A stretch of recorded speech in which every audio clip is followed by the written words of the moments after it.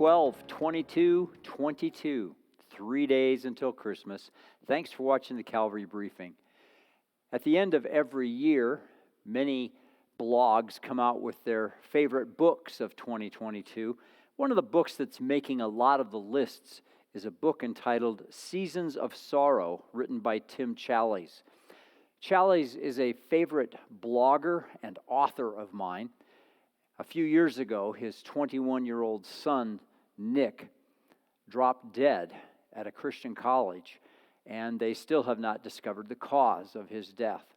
And so Challies wrote this book, Seasons of Sorrow, as he sort of dealt with grief in his own life. And he wrote an article entitled Christmas for the Brokenhearted. And I know that for many of us, Christmas is bittersweet this year because of some of the losses in our lives. So I wanted to just read this article for you as we prepare for Christmas. Christmas for the Brokenhearted by Tim Challies. The tree is trimmed and decorated and glowing with gifts. The gifts are wrapped and tied with bows and arranged carefully. The stockings are hung by the fire and bulging with trinkets and surprises and sweet delicacies. The table is set and waiting for a great feast to be laid upon it. Christmas has come again with all its joys, with all its pleasures, and with all its precious traditions. But look again. Look more carefully. Look and see that there are fewer gifts than there were in years past. There is one stocking less than there was before. The table has been set with one less place. When the family gathers to celebrate this year, there will be one member who will not be gathering with the rest. One person who will not be home for Christmas. One person who will be sorely missed. This will be a reality for so many families this season. So many families who have had to bid farewell to one of their own. And never do these losses stand out so starkly. Never do they cut so deeply. Never do they cause so much pain as during the holidays, as during times of celebration. For holidays are about gathering with the ones we love, spending time with the ones God has given us, observing the season together. This will be the reality for my family this Christmas.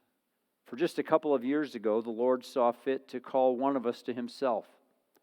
Nick was seemingly healthy and well, thriving in life and preparing himself for marriage and pastoral ministry, when he very suddenly collapsed and died and was gone. Christmas has never been the same. Christmas never will be the same.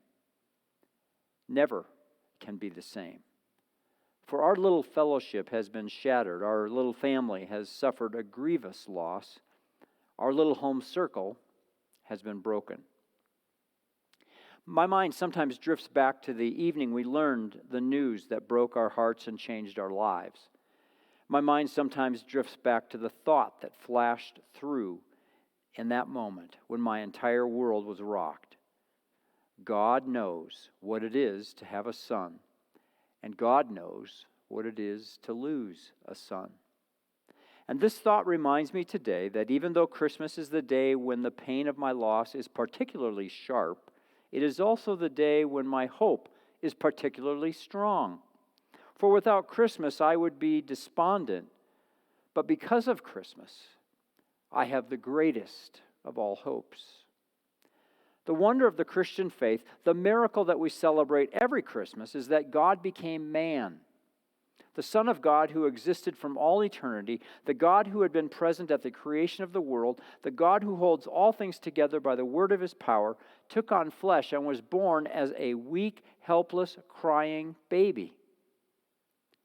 He grew up surrounded by the chaos and sin of this world. He proclaimed the glorious message God had given him. And at the end of it all, he was crucified and he died. The Father witnessed the death of his beloved Son. But that's not the whole story, of course. For death could not hold him. Death could not keep back the one who lived a sinless life and died an atoning death. he left the tomb and ascended to heaven, and now prepares a place for each of us who have loved him and believed in his name and received his forgiveness. In order to save us, Christ had to die for us. And in order to die for us, Christ had to live for us. And in order to live for us, Christ had to be born for us. It is at Christmas that we tell the beginning of the story of his incarnation. At Christmas that we celebrate his birth. At Christmas that we mark the dawning of hope. For when Christ was born on Christmas morning, hope was born with him. The hope that our loved ones are not lost forever, but merely separated from us for a time. The hope that though we may grieve for a while, sorrow will at last give way to joy beyond all we've known or even imagined. Our hope and our confidence is rooted and grounded in this Christmas day. I wish Nick could be in our home this year to celebrate Christmas with us. But I know God has called him to a different home, a higher home, what I know to be a better home.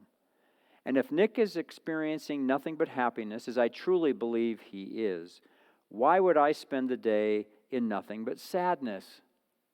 Why should I mourn as he rejoices? And so, as we gather to celebrate Christmas, we'll pause for at least a time to turn our hearts away from this home and instead fix them on the home above. The home where there is a much greater celebration, the home where Nick dwells with his Savior. We will fix our hearts on the time when all our tears will be dead and dried, and the time when the circle that has been broken will be fully and finally restored. And then we will return to celebrating the wonder of that baby in a manger. For this is the day when he was born, the day when hope was born.